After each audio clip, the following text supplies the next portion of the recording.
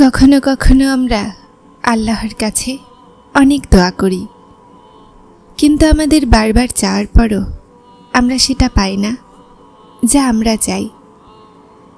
আমরা কান্না করি, চিৎকার করি, দীর্ঘশ্বাস ফেলি, তারপরও কিছু দোয়াগুলো অসম্পূর্ণ থেকে যায়। জানো এমন কেন হয়? কেননা যা আমরা চাচ্ছি সেটা আমাদের জন্য কল্যাণকর হয় না।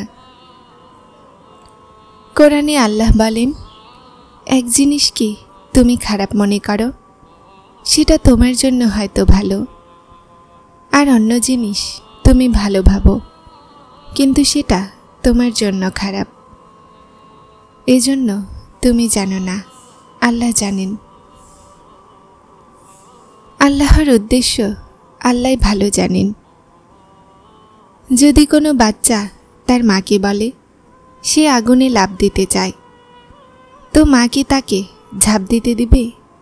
না।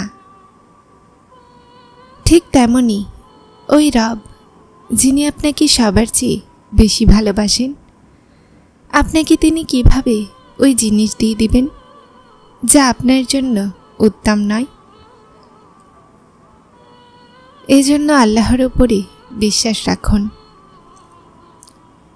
যে দোয়াগুলো কবুল হয়নি সেটা আল্লাহ আপনার আখিরাতের জন্য সামলে রেখেছেন।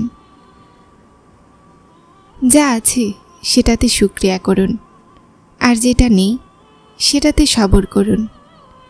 আর ইনশাআল্লাহ জলদি আপনার রব আপনাকে এতটা দিবেন যে আপনি খুশি হয়ে যাবেন। আর যখন তুমি হতাশ হয়ে যাও আর ক্লান্ত হয়ে আল্লাহর সামনে ঝুঁকে যাও, তখন তুমি এমনভাবে ক্লান্ত হয়ে যাও যে তোমার অশ্রু তাকে ডাকতে লাগে। তখন তিনি সাত আসমান থেকে শোনেন যখন তার নাম ধরে ডাকা হয়, আর এটা খুব সুন্দর মুহূর্ত হয়। বান্দা হতাশা ভরা কণ্ঠে ডেকে নিজের খোদার সাথে ফরিয়াদ করতে, সাহায্য চাইতে গিয়ে আল্লাহকে ডাকেন। আর তিনি কোরআন মাজিদে বলেন, তিনি আমাদের অতি নিকটে আছেন। তারপর তোমার বিশ্বাসী তোমার মনের পছন্দ মতো মঞ্জিল হয়ে যায়,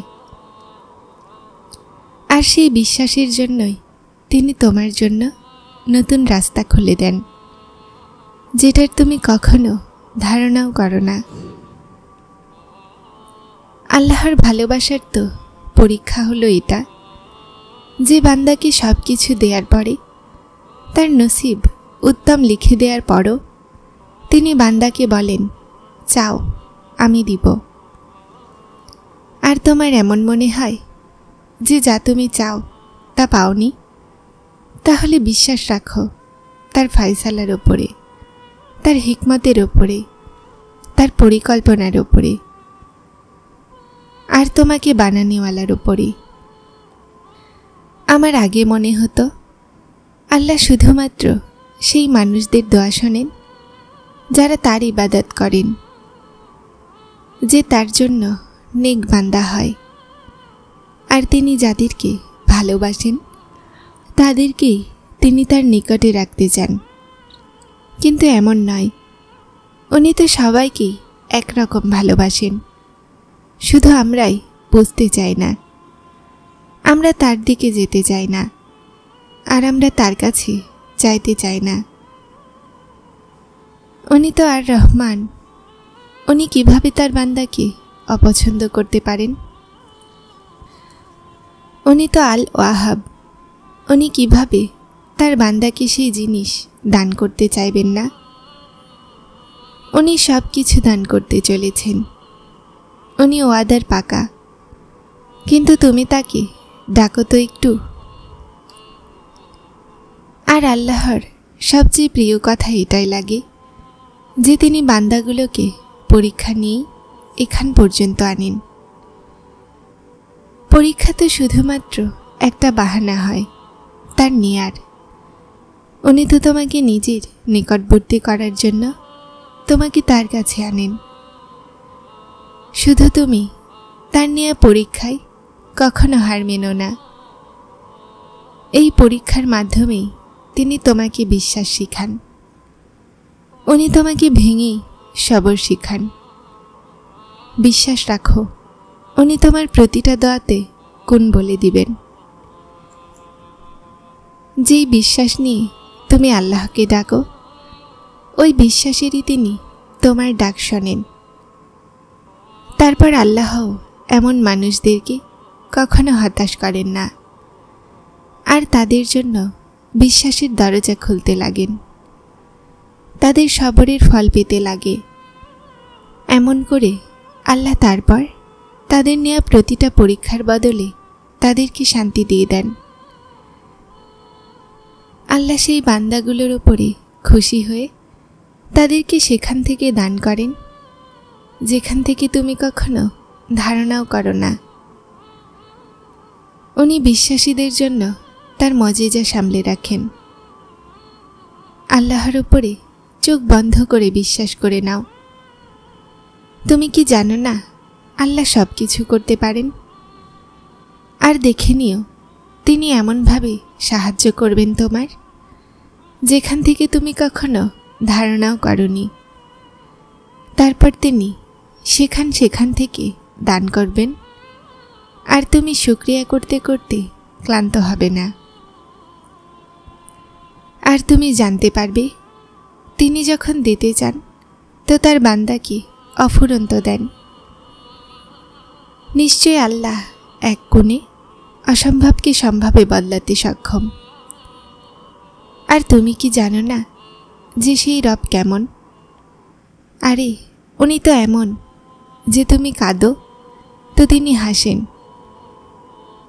তুমি অস্থির হও তো তিনি শান্তি দেন, তুমি অসুস্থ হও তো তিনি শিফা দেন, তুমি পরীক্ষায় থাকো তো তিনি সবর দেন, তুমি ভেঙে যাও তো তিনি জুড়ে দেন, তুমি খণ্ড বিখণ্ড হয়ে যাও তো তিনি গুছিয়ে দেন, তুমি গুনাহ করো তো তিনি হিদায়াত দেন, তুমি তওবা করো তো তিনি মাফ করে দেন,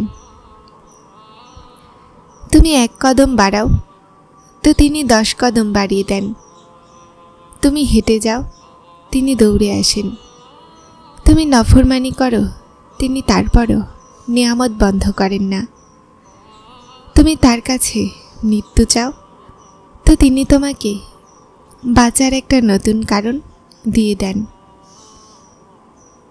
আমরা মানুষ হয়ে আল্লাহকে ভুলে যাই, উনি আল্লাহ হয়ে আমাদের মতো গুনাহগারদেরকে ভোলেন না। আর তারপর তুমি তোমার রবের কোন কোন নিয়ামতকে অস্বীকার করবে? আল্লাহ সাথে থাকেন যখন কেউ থাকে না। উনি তখন তোমার অশ্রু দেখেন যখন কেউ দেখে না। আল্লাহ তোমার ডাক শোনেন যখন কেউ শোনে না। উনি তোমার সাথে থাকেন যখন অন্য কেউ থাকে না। আল্লাহ যখন তোমাকে কোনো পরীক্ষায় ফেলেন তখন তিনি তোমার জন্য কঠিন রাস্তা বেছে নেন। উনি তোমাকে সেই রাস্তাতে একা ছাড়েন না। তাহলে জেনে নাও, সেই রাতগুলোকে দিনে বদলানেওয়ালা তোমার পরিস্থিতিও বদলাবেন, তোমাকে সেই অন্ধকার থেকেও বের করবেন, তোমার তকদির আর সময়ও বদলাবেন। শুধু তার কোণের ওপরে বিশ্বাস রেখে তাওয়াক্কুল করো। কখনো আজানে হারিয়েছি, কখনো নামাজে কেঁদেছি, তাহাজ্জুদে জেগে আপনার সামনাসামনি বসে অনেক অনেক রাত শুইনি। যখন সব জিনিস হেরে গেছি তখনও আপনার রহমত হতে নিরাশ হইনি। আপনি মাকে বানিয়েছেন, ভাবি তাহলে নিজে কেমন হবেন। প্রতিবার পরীক্ষার মধ্য দিয়ে অতিক্রম করে আপনার রহমত দেখে অবাক হই। আপনি অসম্ভবকে সম্ভব করেন। আপনার কোণে আছে প্রতিটা ভাঙা হৃদয়ের আশা। আপনার দেরিতেও আছে কল্যাণ, জানি আমি। যারা চ্যানেলটিতে নতুন এসেছেন তারা সাবস্ক্রাইব করে হেদায়েতের সাথে থাকুন। আসসালামু আলাইকুম।